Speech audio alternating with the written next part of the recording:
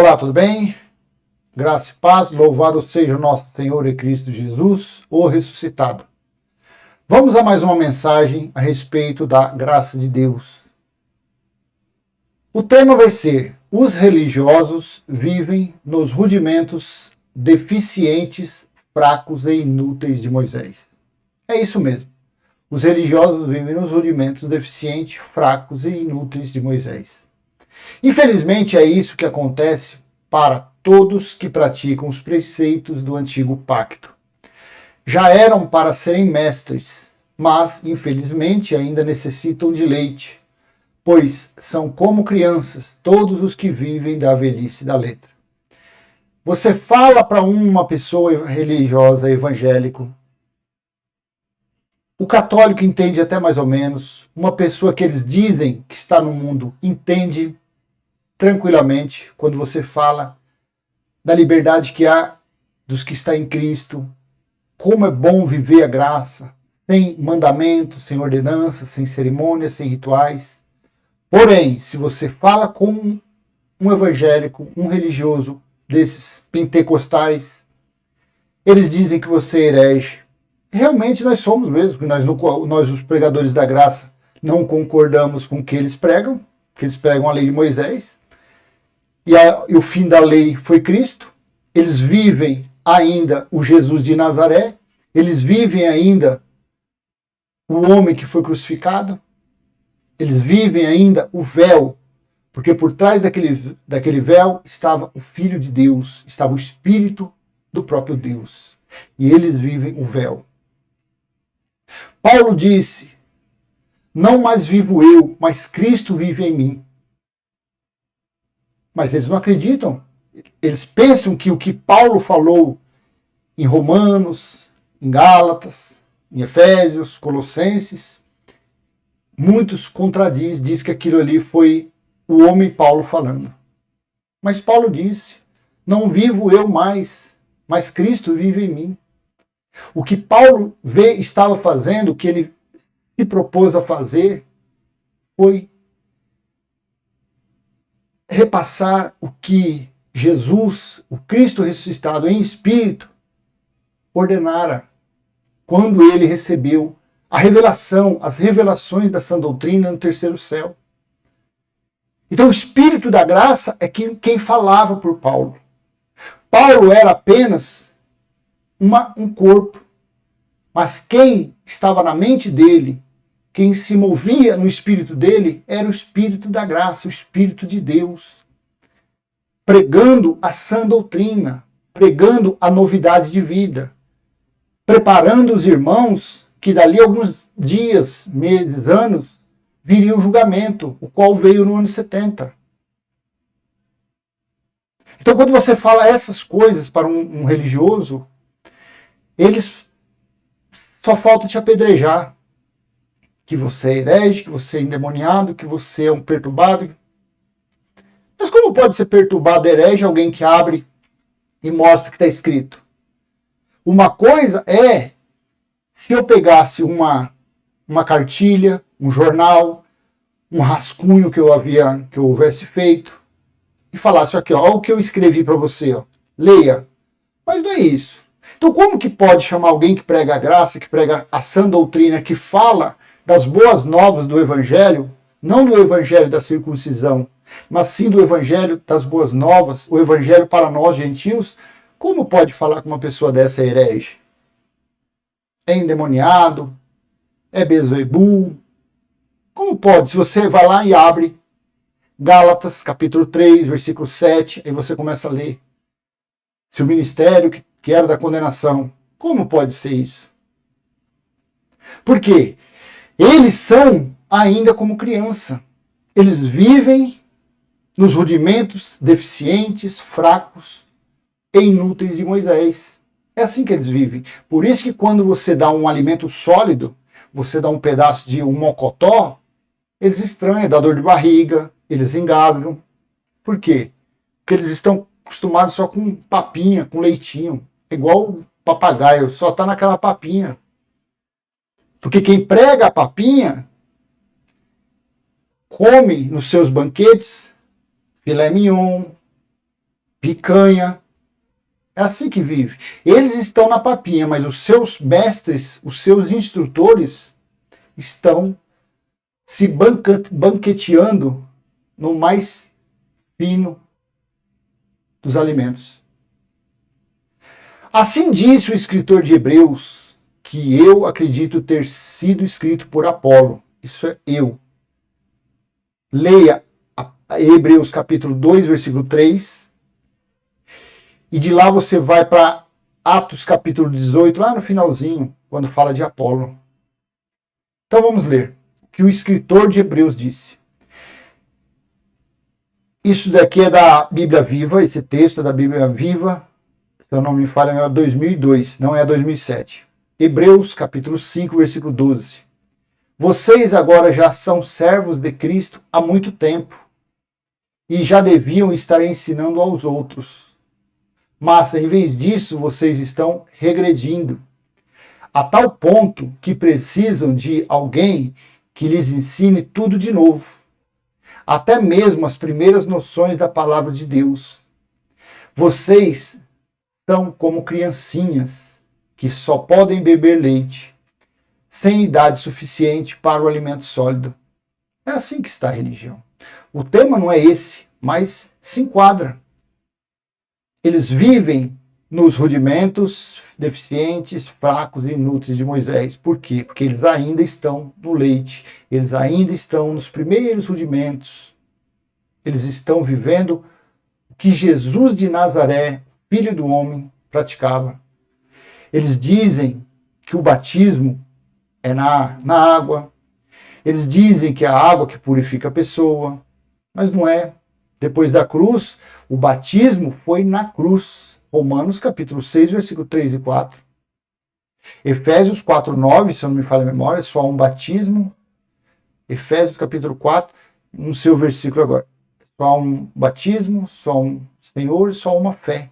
Só há um batismo. Na religião são vários. É o batismo da água, é o batismo disso, o batismo daquilo, o batismo daquilo outro. Só existe um. Avancemos para o que é perfeito. Deixemos as obras mortas para trás. É uma inocência muito grande buscar ensinamentos na lei de Moisés, sendo que nós, povo gentil naquela época, não tinha Deus e era separado da comunidade de Israel. Fazer isso é comer migalhas que caem da mesa. Devemos tomar a posição de filhos e não de cachorrinhos, como Jesus nos dias de sua carne disse.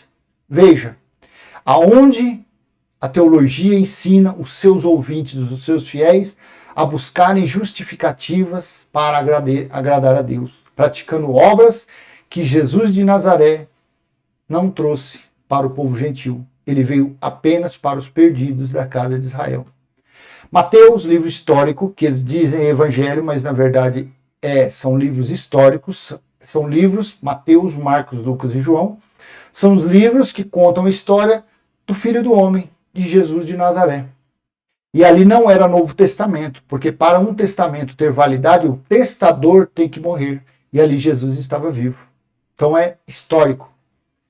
Mateus capítulo 12, e Atos também não é Novo Testamento, porque Atos, o nome diz, Atos dos Apóstolos, que Lucas escreveu a Teófilo, ou um governador, um general, era alguma autoridade. Atos não é Novo Testamento. O Novo Testamento começa para nós, gentios, a partir do livro de Romanos, que Paulo, através das revelações recebidas no terceiro céu, trouxe ao povo gentil. Então, no livro histórico de Mateus, capítulo 15, versículo 21. Saindo dali, Jesus foi para a região de Tiro e Sidom. Versículo 22. E eis que uma mulher cananeia, que tinha vindo daqueles lados, clamava: Senhor, filho de Davi, tenha compaixão de mim. Minha filha está horrivelmente endemoniada. Esse texto aqui é da Nova Almeida atualizada. Minha filha está horrivelmente endemoniada. Para os judeus, uma pessoa enferma era uma pessoa endemoniada. Era uma pessoa com seu espírito atormentado. E por que nesses tempos havia espíritos atormentados, perturbação de espírito? por Deuteronômio, capítulo 28, versículo 28. As maldições que Deus estabeleceu para os israelitas, para os hebreus que não cumprissem os mandamentos, as leis que Deus, através de anjos, havia dado ao povo israelita. Então, por isso que, quando Jesus veio, ele expulsava espíritos imundos. Esses espíritos imundos eram mandados pelo próprio Deus. Por isso que hoje, nas chamadas igrejas pentecostais, que eles fazem exorcismo, expulsa daqui, porque eles estão vivendo antes da cruz. Deus eliminou os profetas e o espírito imundo no juízo do ano 70, mas como eles não creem, então eles estão debaixo da maldição. Eles estão pagando, colhendo o que era para ser dos judeus, as maldições que era do povo israelita, infelizmente está sobre os que buscam justificativas no Velho Testamento. Os Mateus, Marcos, Lucas e João faz parte do Velho Testamento, da lei de Moisés, porque Jesus de Nazaré ele veio para cumprir a lei. Versículo 23. Jesus, porém, não lhe respondeu palavra. Então os seus discípulos aproximaram-se e disseram: mande-a embora, pois vem gritando atrás de nós. Versículo 24. Mas Jesus respondeu: não fui enviado senão as ovelhas perdidas da casa de Israel. Meu amado, você é gentil. Jesus de Nazaré, o Filho do Homem, não veio para você. Ele veio, não fui enviado senão as ovelhas perdidas da casa de Israel. Ele veio somente para o povo que Deus havia feito eleitos. Ele veio aos dispersos, que nem Tiago mesmo, quando você abre lá em Tiago, capítulo 1, versículo 1. Esta carta é direcionada às 12 tribos dispersas. A religião pega Tiago e aplica na vida dos gentios, mas aquele escrito teve um destinatário. O remetente foi Tiago e os destinatários foram os que estavam dispersos, os israelitas. Eles pegam aqueles versículos, a fé sem obra é morta. Isso era coisa de quem praticava a obra achando que estava agradando a Deus. Os que diziam, nos dias de Jesus, os fariseus falaram a ele: nós somos filhos de Abraão. Jesus falou: vocês não são filhos de Abraão. Porque se vocês fossem filhos de Abraão, vocês seriam o povo da fé. Vocês iriam crer em mim, em Jesus. Vocês são filhos do diabo. Quem era o diabo? Moisés. Mas ele era um ser? Não. É que através de Moisés foi dado os preceitos, as ordenanças que escravizavam as pessoas. Jesus disse em João 5,45: não sou eu que vos acusarei perante o Pai, mas sim Moisés, em quem vocês creem. Então, por isso que eles praticavam obras, porque eles acreditavam, eles eram filhos de Moisés. Nós não. Nós, o que nunca vimos ele e que nós cremos, confessamos, nós somos filhos da promessa que Deus fez a Abraão 430 anos antes da lei mosaica. Então, Jesus, porém, não lhe respondeu palavra. Então os seus discípulos, aproximando-se, disseram: mande-a embora, pois vem gritando atrás de nós. Versículo 24. Mas Jesus respondeu: não fui enviado, ele disse à mulher, não fui enviado, senão as ovelhas perdidas da casa de Israel. Jesus não veio para os gentios, mas veio para os israelitas. Vamos continuar. Versículo 25 de Mateus 15. Ela, porém, veio e o adorou, dizendo: Senhor, me ajude. Versículo 26. Jesus respondeu: não é correto pegar o pão dos filhos e jogá-lo aos cachorrinhos. Olha o que o povo nos dias de hoje são comparados com cachorrinhos que vivem para comer as migalhas que caem da lei de Moisés, dos rudimentos fracos, pobres e inúteis. Versículo 27. A mulher disse: é verdade, Senhor, pois os cachorrinhos comem das migalhas que caem da mesa de seus donos. Versículo 28. Então Jesus exclamou: mulher, que grande fé você tem! Que seja feito conforme como você quer. E desde aquela hora, daquele momento, a filha dela ficou curada. Se fosse um demônio, se fosse o espírito, ela, a filha dela, teria ficado liberta, teria sido tirado das garras desse ser. Não, ela ficou simplesmente curada, porque eles tratavam a enfermidade como endemoniada. Veja o que agradou ele aqui, foi o quê? A fé, não foi obra.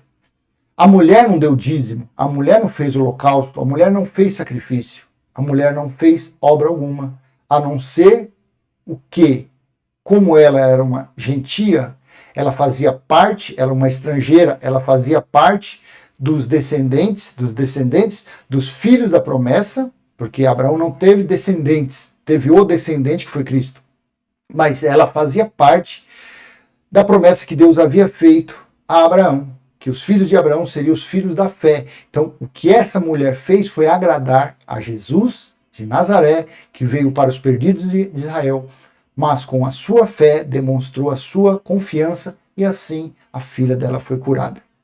Se Jesus não tivesse vindo como homem e fosse crucificado, nós gentios não teríamos Deus até hoje e continuaríamos separados da comunidade de Israel. Veja o que Paulo disse.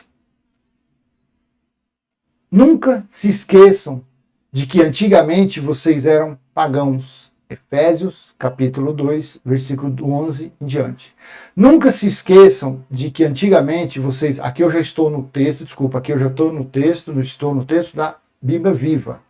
Nunca se esqueçam de que antigamente vocês eram pagãos e de que eram chamados de ímpios e impuros pelos judeus. Mas os corações deles ainda eram impuros também, embora eles se submetessem às cerimônias, aos rituais dos piedosos, porque eles se circuncidavam como sinal de piedade. Versículo 12. Lembrem-se que naqueles dias vocês estavam vivendo completamente afastados de Cristo. Eram inimigos dos filhos de Deus e ele não prometera nenhum socorro a vocês. Vocês estavam perdidos, sem Deus e sem esperança. Versículo 13. Agora, porém, vocês pertencem a Cristo Jesus, e ainda que antigamente estivessem muito longe de Deus, agora foram trazidos para muito perto dele por causa daquilo que Jesus Cristo fez por vocês com o seu sangue. Então, meu amado, tome sua posição de filho, de herdeiro. Não acredite, não se preocupe se o seu parente, o seu vizinho te chama de herege, te chama de perturbado, de demônio. Não esquenta. O que adianta, o que serve, o que é útil, é que você não está vivendo sob a inutilidade, a fraqueza das leis de Moisés. Você não está subjugado aos preceitos, às ordenanças, pobres, inúteis, às obras mortas do passado. Você não está vivendo na velhice da letra. Mesmo sabendo que este distanciamento, a religião não se cansa de viver nas práticas velhas e caducas. Mesmo sabendo deste distanciamento, a religião não se cansa de viver nas práticas velhas e caducas. Colocam o fardo pesado da lei de Moisés sobre os gentios que não receberam nenhuma lei mosaica. Os gentios não receberam lei nenhuma. Romanos capítulo 2, versículo 14. Gálatas 4, 8. Antes de conhecerem a Deus, vocês, os gentios, eram escravos dos que são considerados deuses, mas que nem ao menos existem. Versículo 9 de Gálatas 4. E agora que conheceram a Deus, ou melhor, agora que Deus conheceu vocês, como é possível que vocês queiram voltar atrás e tornar-se mais uma vez escravos desses rudimentos? Aqui o tema. Rudimentos deficientes, fracos, inúteis. Olha o que Paulo disse, falando pelo Espírito da graça.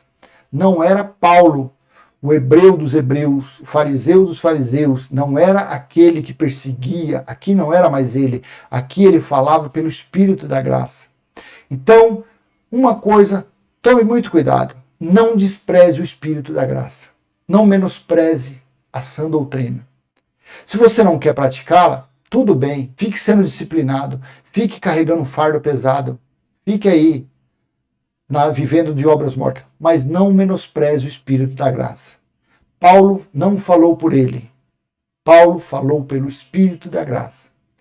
E agora que conheceram a Deus, ou melhor, agora que Deus conheceu vocês, como é possível que vocês queiram, esse possíveis aqui, a Bíblia eu acho que colocou esse errado. Como é possível que vocês queiram voltar atrás e tornar-se mais uma vez escravos desses rudimentos deficientes, fracos e inúteis?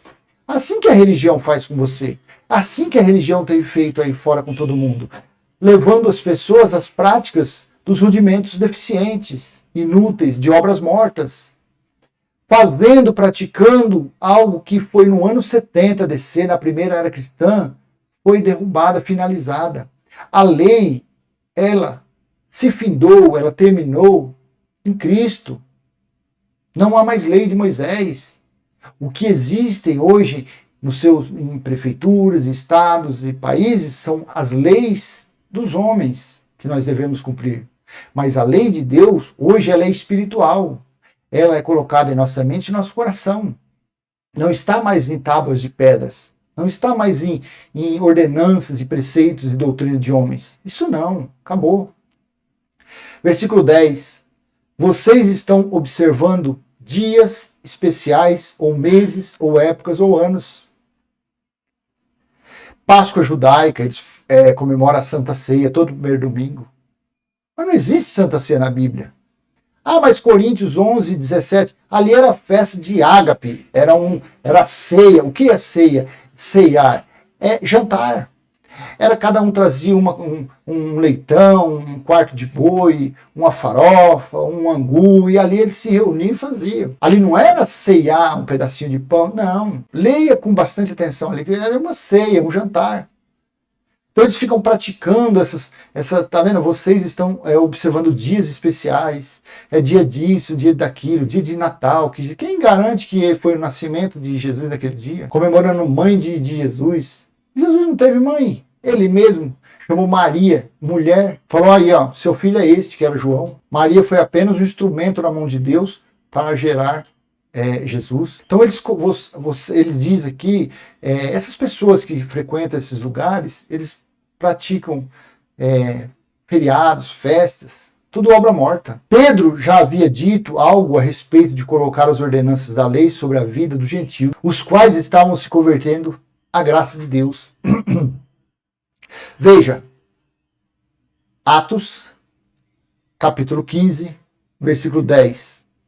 E agora vocês vão corrigir a Deus, sobrecarregando os não-judeus com um jugo que nem nós, nem os nossos pais foram capazes de suportar? Os judeus que estavam saindo da lei e vindo para a graça, Pedro orientou para não colocar fardos pesados sobre eles, julgos da lei, porque Pedro disse, nem nossos pais suportaram. Como querem agora colocar esses fardos pesados, esse monte de doutrina, um monte de mandamento, um monte de ritual em cima dos não-judeus, dos gentios, dos estrangeiros? Paulo orientou, Paulo advertiu para não fazer isso. Tiago também disse a esse respeito.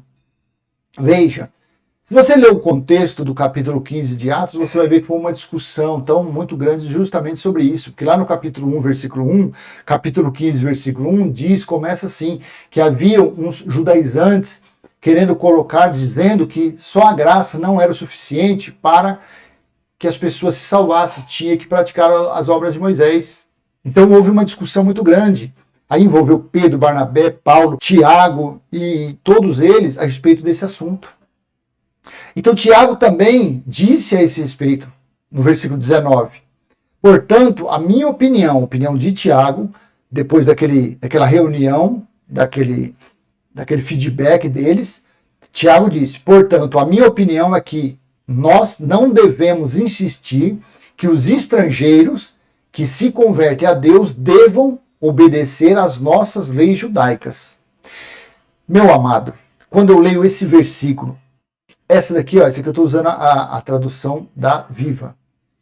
mas qualquer um, na Almeida Corrigida Fiel, na Almeida Revista Corrigida. Esse versículo aqui é um checkmate à religião, à teologia, que coloca as leis de Moisés, os julgos, os preceitos, as ordenanças sobre a vida dos gentios, sobre a vida dos fiéis que frequentam suas chamadas igrejas. Dízimo era alimento e nunca foi dinheiro. Foi dado fim no ano 70. Batismo nas águas, a lei da purificação. Quando fazem isso, estão profanando o sangue que verteu daquela cruz. Estão menosprezando aquele sacrifício, buscando ser purificado numa água cheia de cloro, cheia de sujeira. Então esse versículo aqui é um checkmate para isso. Portanto, Atos 15, 19, portanto, a minha opinião é que nós não devemos insistir que os estrangeiros, gentios, que não tinham lei, que se convertem a Deus, devam obedecer às nossas leis judaicas. As nossas leis judaicas. Dízimo, batismo, jejum, comer pão, beber suco, subir monte, descer monte, tudo isso. Que nenhum religioso interfira na liberdade que você tem em Cristo. Não se submeta aos cerimoniais da antiga aliança, pensando que Deus se agrada disso. Não deixe que nenhum religioso interfira na liberdade que você tem em Cristo.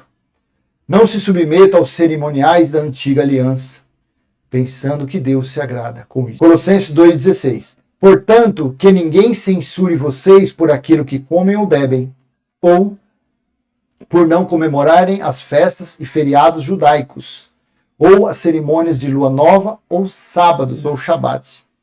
Aí continua aqui. Estes eram preceitos apenas temporários, que terminaram quando Cristo veio. Eram apenas sombras da realidade do próprio Cristo.